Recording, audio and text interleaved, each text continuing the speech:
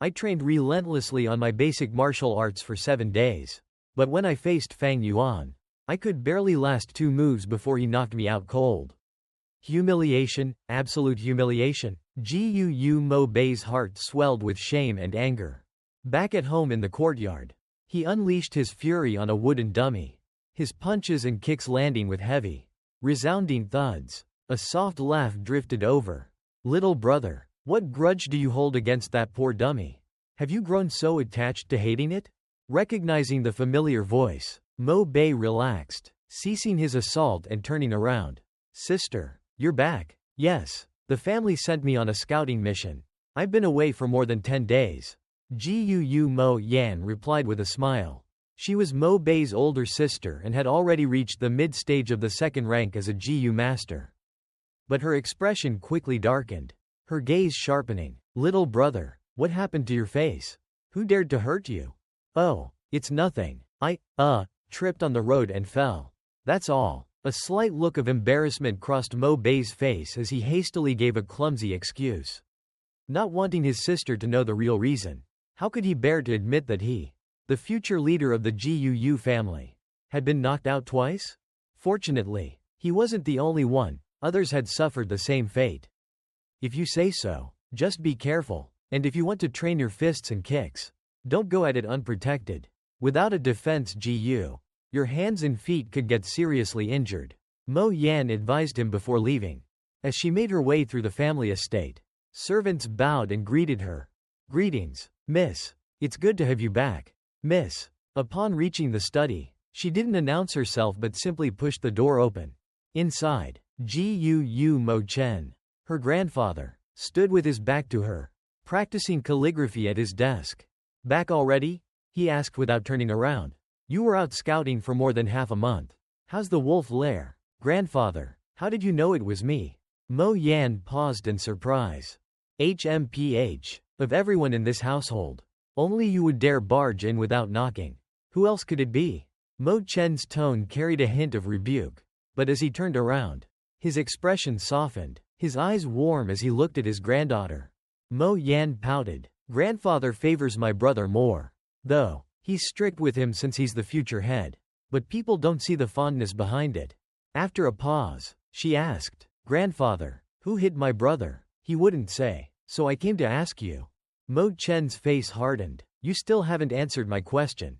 He set down his brush, drew out a chair, and slowly sat down. Seeing no other choice, Mo Yan reported, the wolf lair is nearly full. At this rate, though we won't face a wolf tide this year, one will surely come next year. Mo Chen nodded. A wolf tide every 3 years is expected. But how many thunder-crowned wolves did you see? About 3. Mo Yan replied. Mo Chen nodded, reassured. Thunder-crowned wolves were the leaders of the pack and would be the greatest threat when the wolf tide struck the mountain stronghold. 3 of them was manageable since the 3 mountain strongholds shared the burden. Grandfather, you still haven't told me about my brother. Mo Yan persisted. Oh, Mo Bei was beaten, once 7 days ago. And again today, right at the school gates. Both times he was knocked unconscious. Mo Chen chuckled. Who would dare do that to him? Mo Yan's eyes widened. It was a classmate of his named Fang Yuan. And, well, he had it coming. Mo Chen chuckled. Grandfather, he's your own grandson. Mo Yan exclaimed, incredulous. Mo Chen looked at her thoughtfully. Mo Yan, you might not understand, but failure and shame are what push one to grow. Without failure, there's no way to forge a mature man. Mo Bei was beaten because he lost. Yet, afterward, he started seeking advice from the guards to learn martial arts, a sign of progress. This progress was a gift from Fang Yuan, who, by defeating him, awakened him. If you truly care for your brother, let him face his challenges without interference. Fang Yuan is a mere commoner with ordinary talent, while Mo Bei, with his noble blood and support from our family, will one day surpass him. Leave Fang Yuan for Mo Bei to deal with. A woman needs friends and love in her life. But for a man, friends and love are secondary. Only a worthy rival is truly indispensable. Do not meddle in his growth. These matters belong to the young. If you interfere, people will say our Gu family has no honor. Mo Yan hesitated, mouth open as if to argue. But under Mo Chen's steady gaze, she finally bowed her head. Yes, grandfather, I understand. As she left the study, neither Mo Bei nor her grandfather noticed the glint of determination in her eyes. Grandfather may show his love for my brother in his way, but I Guu Mo Yan have my own way to protect him, she thought to herself, a new resolve forming in her heart. In a bustling inn, various patrons filled the tables, dining and laughing, adding to the lively atmosphere. A few waiters weaved through the tables, serving food to the customers. Fang Yuan sat alone at a table by the window, occasionally looking out at the distant sky. The setting sun, half hidden beyond the horizon, cast fiery orange hues that bathed the landscape. Beyond the mountains, hidden in twilight, people returned home, some farmers barefoot and caked in mud, herb gatherers carrying medicinal plants, hunters with their game. Among them were Gu masters, clad in blue martial robes, bearing distinctive belts indicating their rank. One blue belt with a 1 symbol denoted a first-rank Gu master, while a red belt with a 2 indicated the second rank. Fang Yuan watched the scene, spotting a few first-rank Gu masters and one second rank. A middle-aged man. To gauge a family's strength is simple. Just sit in the village and observe how many Gu masters pass by. In Guu village, 6 out of 20 are Gu masters, and 1 in every 2 is at least second rank. This is why the Guu clan rules Green Bamboo Mountain. But Green Bamboo Mountain was only a small corner of the vast southern border, and within this grand expanse, the Guu clan held but a modest position. I've only just begun cultivating. With a mere first rank, I lack even the strength to survive alone in the southern border. I must at least reach third rank to venture far. Fang Yuan sighed deeply. This mountain was too small to contain his ambitions. Finally found you, Fang Yuan, a voice growled. Fang Yuan looked up to see a large, muscular middle-aged man with a stern face and a glint of malice in his eyes. Towering over him, Fang Yuan, you're in deep trouble. You dared lay hands on our young master, Mo Bei. Now, Miss Mo Yan is searching for you to settle the score. The man sneered, his presence radiating an intimidating aura. An ordinary person would likely have felt a chill seeing this burly middle-aged man approach with such a menacing gaze. However, after a brief glance, Fang Yuan lost interest, returning his attention to his meal, treating the man beside him as nothing more than thin air. Who's that guy anyway? Just a lackey dressed up like a servant. Not even a Gu master. And he dares to speak to young Master Fang Yuan like that, whispered a nearby inn waiter, observing the tense scene from the corner. HMPH. He's nothing more than a dog barking with borrowed authority. Clearly, he's a privileged servant of the Mo family, only daring to act tough because of the power behind him. If he were just a commoner, who would dare be this arrogant? Muttered another onlooker. True enough, agreed a third, but still, for a mere mortal to shout at a Gu master, well, that must be quite thrilling. TCH, don't think so highly of Gu masters. Young Master Fang Yuan is only at the beginner level of first rank, having just refined his life Gu. In a real fight, he might not even win against a robust man like that. Let's just hope if they fight, they don't wreck our inn. The crowd murmured among themselves, careful to stay back and simply watch from a distance.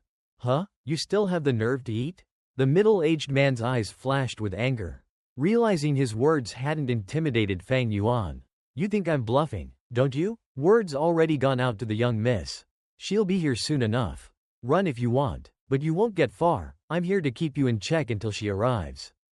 Ignoring him entirely, Fang Yuan continued eating, paying no mind to the rising hostility beside him. The man furrowed his brow, irritated by Fang Yuan's calm demeanor. He felt insulted, as if he were invisible. His dignity dismissed. For over a decade, he'd served the Mo family, trusted by his masters. His time around Gu masters had given him insight into their strengths and weaknesses. He knew that a beginner Gu master like Fang Yuan would rely more on physical combat and hadn't yet gained significant power. Besides, he reasoned that even if Fang Yuan used his moonlight Gu, the technique would barely scratch him. In the man's eyes, Fang Yuan was merely a naive youth who posed little threat. and he was determined to earn favor with his masters by teaching him a lesson. "You've got quite the nerve," he sneered, rolling up his sleeves to reveal his muscular, scarred arms. Veins bulged on his forearms, which were thicker than Fang Yuan's thighs. The inn patrons fell silent, some quickly paying their bills and scurrying out to avoid being caught in the fray. "Have you found Fang Yuan?" A haughty, clear voice rang out from the doorway. Mo Yan strode into the inn, trailed by a group of family servants. She was tall and slender, though her face bore a distinct, severe look, a testament to her Mo family heritage. She wore a blue martial robe with a wide red belt engraved with a prominent, too, the mark of a second-rank GU master. The presence of this family heiress cast an immediate hush over the entire inn. "Servant Cao On at your service." "Young miss." The middle-aged man dropped his hostility, plastering a sycophantic smile on his face as he shuffled forward to kneel before her. The inn's waitstaff stared, mouths agape, at the man's abrupt transformation. His fawning appearance was almost comical, but none dared laugh. His behavior only underscored Mo Yan's dominance. Some of the staff couldn't help but feel nervous for Fang Yuan. He was one of their best customers, and any harm to him could be bad for business. They all silently hoped Fang Yuan would surrender without causing trouble. Mo Yan didn't spare Cao On a glance. Her eyes were fixed on Fang Yuan as she strode up to his table, her voice sharp as a blade. "So, you're Fang Yuan? You seem to be enjoying your meal. But have you tasted the flavor of a fist? I'd be happy to give you a taste. You might find it even more satisfying." Despite her words, Mo Yan hesitated to strike immediately. Fang Yuan's calm demeanor was unnerving, making her wonder if he had some hidden backing. "No, that's unlikely. I checked his background," she reassured herself. Fang Yuan is a lone wolf with no family ties. An orphan with nothing but a mediocre talent, a weakling with no support to speak of. Yet, something about him felt unsettling. "Proceed with caution," she thought. Fang Yuan chuckled, looking at her with an amused smile. "Who told you I'm Gu Fang Yuan?" Mo Yan's eyes widened in surprise, turning to glare at Cao On. Just as he was about to stand, Cao On quickly dropped back to his knees, sweating profusely. "My lady, I. They had a drawing of Fang Yuan, but both he and Fang Zheng were identical twins, nearly indistinguishable. No wonder this boy wasn't the least bit intimidated. He's Fang Zheng, not Fang Yuan." Mo Yan's attendants exchanged glances, reaching the same conclusion. Fang Zheng was a first-rank prodigy, favored by the clan leader. If this youth were Fang Zheng, there was no way they could afford to offend him. Knowing this, the inn staff wisely kept their mouths shut. As Fang Yuan finished his meal, he rose, glancing at Mo Yan with a cool smile. "Didn't you say you wanted Fang Yuan? Follow me. I'll take you to the school dormitory where you'll find him." Mo Yan hesitated, but her decision came quickly. "Fine, lead the way, please." She gestured for Fang Yuan to go ahead. With an easy smile, Fang Yuan walked out of the inn, Mo Yan following close behind, trailed by her retinue of attendants. "Thank goodness that's over. Finally. Let's hope they take their fight elsewhere." The inn's waitstaff sighed in relief. Grateful to avoid trouble, the group reached the school gates. "Halt. Stop. Only clan GU masters are permitted entry to the family school," two guards said, barring their way. "Ridiculous. You don't recognize me?" Mo Yan's sharp gaze swept over the guards, her voice icy. "Apologies, young Miss Mo Yan," one of the guards stammered. "But clan rules are strict. We can allow only one servant inside. That's the best compromise we can offer." Mo Yan snorted, clearly irritated, but she knew she couldn't openly defy the rules. The Mo family's strength brought plenty of envy. The rival Kai family and even other factions within the clan constantly sought weaknesses to exploit. "You all stay here. Cao On, come with me," she gave her order. Cao On straightened, a delighted smile on his face. "Thank you, young miss, for your favor. Let's go, schoolmate." Mo Yan shot a meaningful look at Fang Yuan. Expressionless, Fang Yuan led the way. At the dormitory entrance, he unlocked the door and stepped inside. Stopping just past the threshold, he gestured for Mo Yan to look in. She glanced around the empty room, her face darkening. "Where is he? Explain yourself." Now, Fang Yuan smiled calmly. I'm not a person? Mo Yan stared at him, her eyes narrowing as she began to understand. I'm looking for Gu Fang Yuan. Fang Yuan let out a low laugh. And did I ever say I wasn't Gu Fang Yuan? Huh? Mo Yan's brow furrowed as the realization dawned on her that Fang Yuan had been toying with her. Oh, how bold you are, daring to fool even me. Your elder, she snapped, her right hand reaching forward to seize him. But Fang Yuan didn't flinch. He simply tilted his head back and laughed. Mo Yan, you understand now, don't you? Mo Yan's hand froze midair, her feet rooted just outside the doorway. Her expression betrayed a mix of hesitation and rage. The clan had strict rules. Disciples within the academy were under protection. No one was allowed to barge into the dormitories and assault a fellow clan member. She only wanted to teach Fang Yuan a lesson, to let him taste a bit of suffering, not to risk violating the family rules.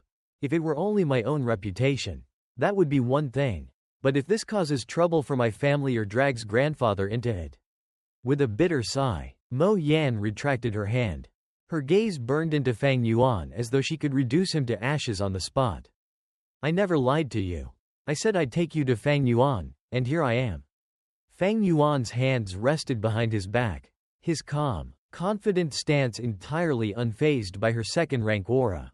Their separation was but a step, yet it felt like a chasm. Fang Yuan, you really do know the family rules inside and out. Mo Yan's face twisted in a cold sneer. But hiding behind the rules will only delay the inevitable. You can't stay in this dormitory forever. And I'll be here the moment you step out. Fang Yuan chuckled dismissively, looking at her with disdain. I'd love to see how long you're willing to wait. It's getting late. After all, I have a bed to sleep in. But you? What will you do if I don't show up for class tomorrow and the family elders investigate?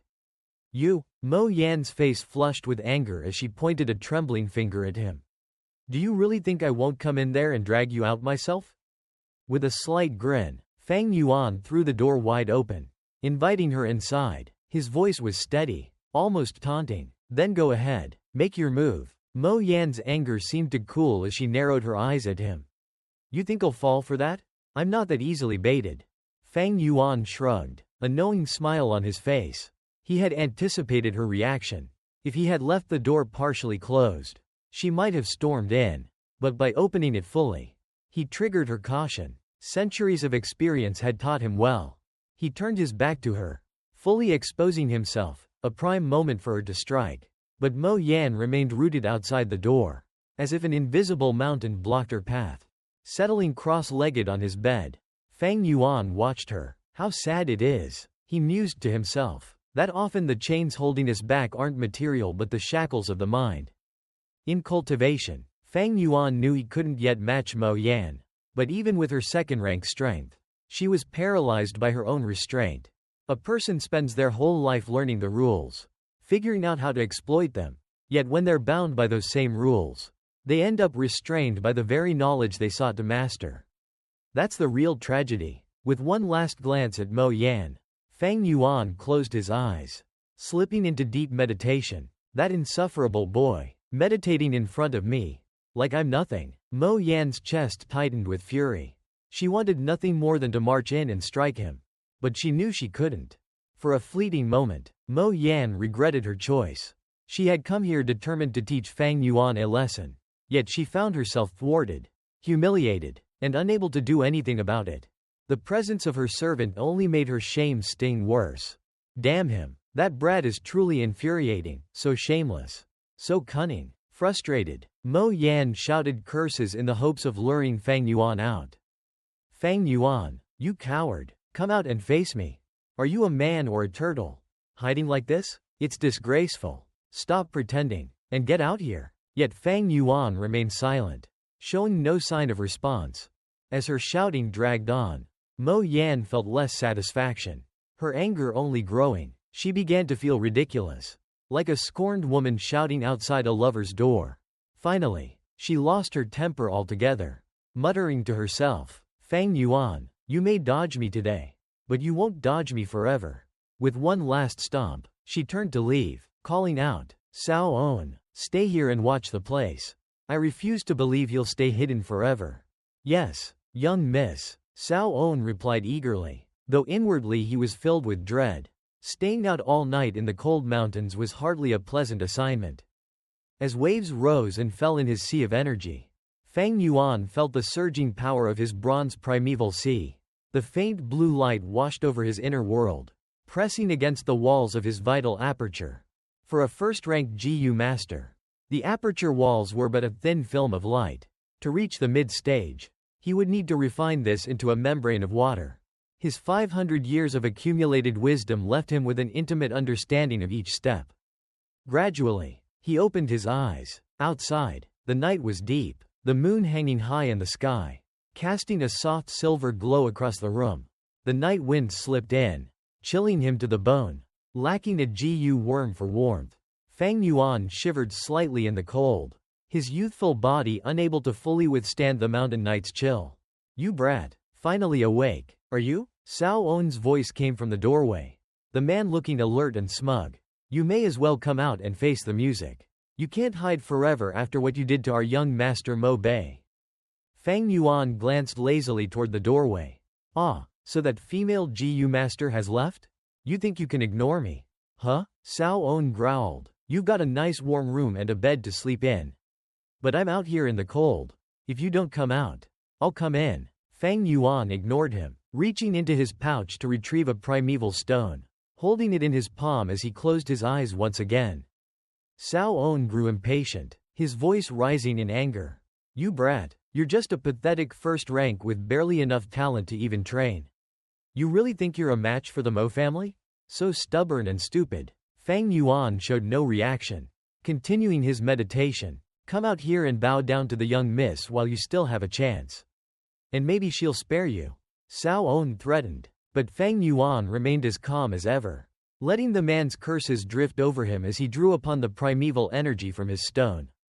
Deepening his focus, Cao On cursed again, but Feng Yuan tuned him out, remaining in silent defiance. In the quiet of his inner world, Feng Yuan was untouchable, and in the cold mountain night, Cao On was left cursing into the darkness, his threats echoing against the empty walls.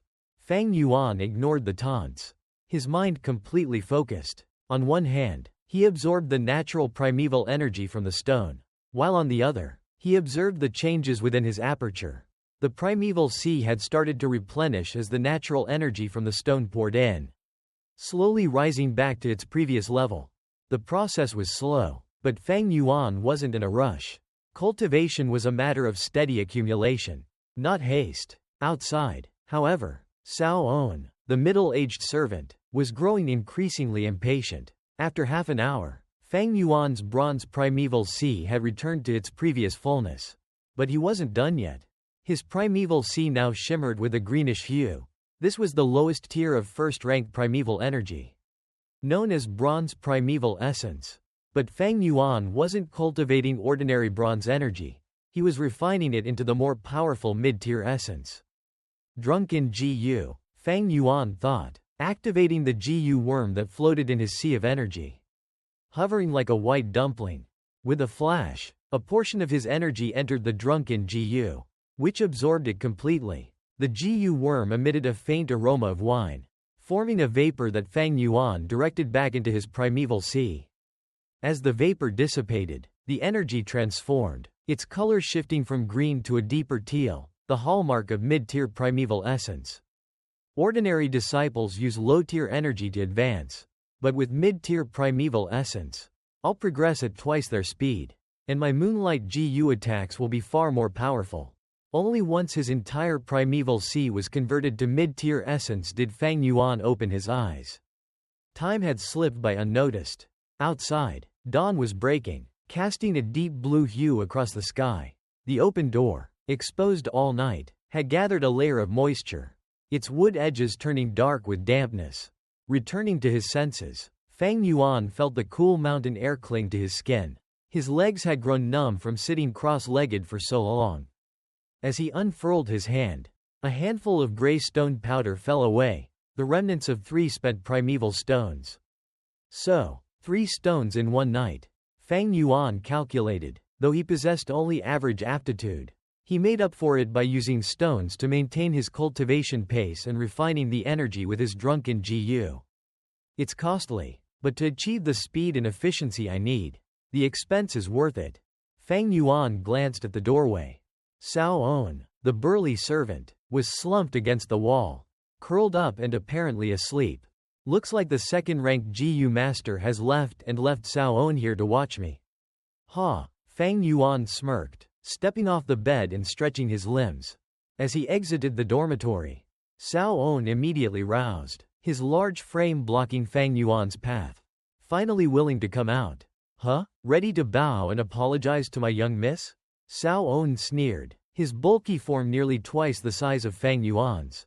Cao On's eyes gleamed with malice. Like a starved jackal. Without a word, Fang Yuan continued walking toward him. You should have come out earlier. Do you know how much I've suffered just waiting here for you? Cao On taunted, advancing with heavy, deliberate steps. Suddenly, Fang Yuan sprang forward, fists flying toward Cao On. Foolish brat, you have a death wish. Cao On's face twisted with anger. He threw a massive fist at Fang Yuan, his punch slicing through the air with a fierce whoosh. Fang Yuan's eyes flashed coldly as he sidestepped, slipping past Cao On's defenses and aiming a precise jab at the man's ribs. Cao On reacted quickly, blocking Fang Yuan's strike with his forearm, which felt like striking an iron plate. This guy's physique is formidable, honed through years of training.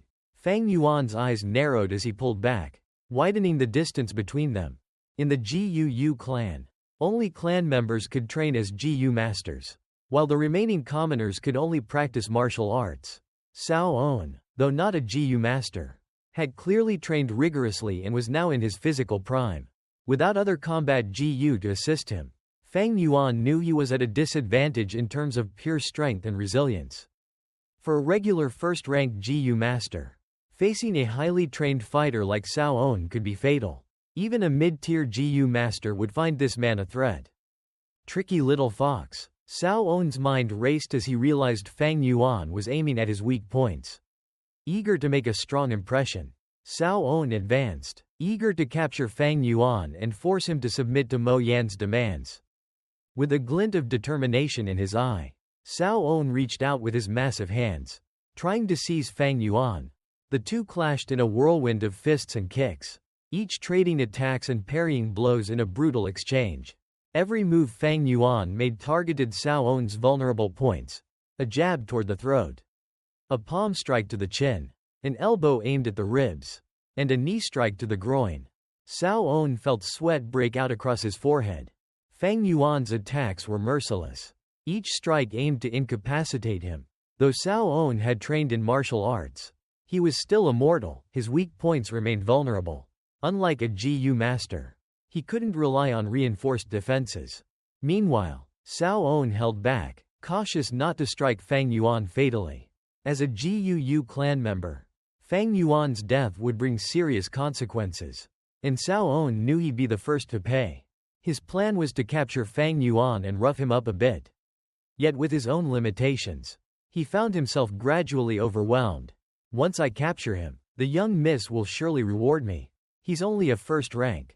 After all, his moonlight slash will barely scratch me if it doesn't hit a weak point. Cao On reassured himself, excitement gleaming in his eyes as he reached out to seize Fang Yuan.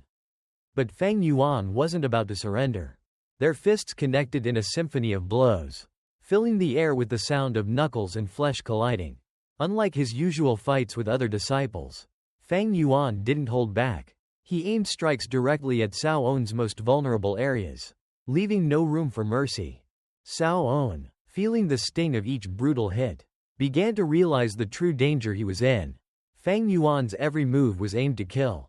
Though not a GU master, Cao On's vulnerable body and lack of special defenses made him dangerously susceptible. Fang Yuan's relentless assault was as fierce as a wolf's, his calculated strikes revealing the ruthless predator within.